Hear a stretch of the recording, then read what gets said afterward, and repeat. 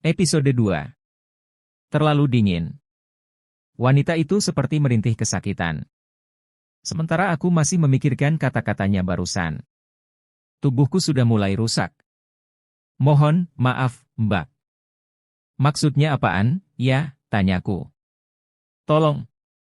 Belum sempat ia membalas pertanyaanku. Mas Galih tiba-tiba menarik gagang telepon dan menutupnya.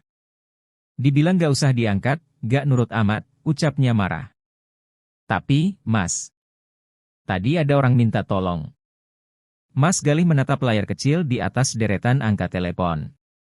Tuh 313, itu saluran telepon dari kamar mayat, ucap Mas Galih, sambil menunjuk 3 angka tersebut. Hah? Emang ada cewek yang jaga kamar mayat? Tanyaku polos. Gak ada.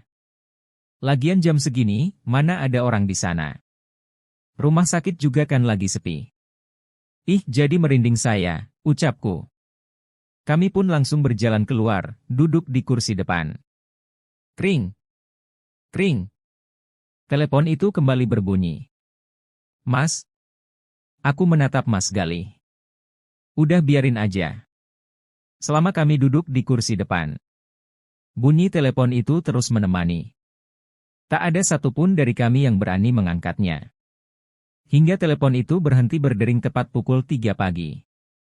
Mas, sebelum ganti shift, kita cek ke kamar mayat yuk, ajakku disambut dengan wajah kaget Mas Galih. Udah gila lu, bentaknya. Takutnya ada yang kejebak di dalam kamar mayat. Kan kasihan, Mas.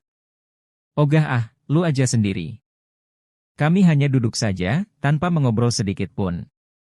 Sepertinya Mas Galih masih kesal dan ketakutan. Tak lama adzan subuh berkumandang.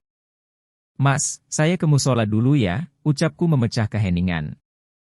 Oke, Din, balasnya singkat. Seusai sholat subuh, aku bertemu dengan seorang perawat. Pagi, Sus, sapaku. Ada apa ya, Mas?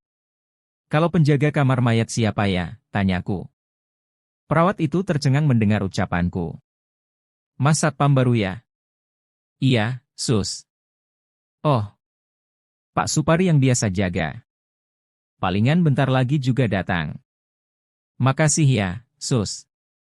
Sama-sama, balasnya dan berlalu ke kamar pasien. Aku pun berjalan menyusuri rumah sakit. Kata Mas Galih ada di pojok, dekat makam, gumamku sambil berjalan mencari kamar mayat.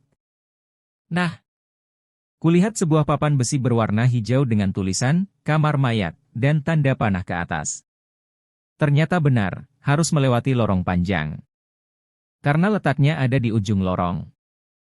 Badanku merinding saat melangkahkan kaki masuk ke lorong itu. Kubatalkan niat untuk mengecek sendirian. Lebih baik menunggu Pak Supari datang. Dari kejauhan aku melihat seorang pria paruh baya sedang berjalan ke arahku. Ngapain dek, duduk di sini, tanyanya. Lagi nunggu Pak Supari. Nunggu saya. Ada apa ya? Maaf, Pak. Saya baru tahu.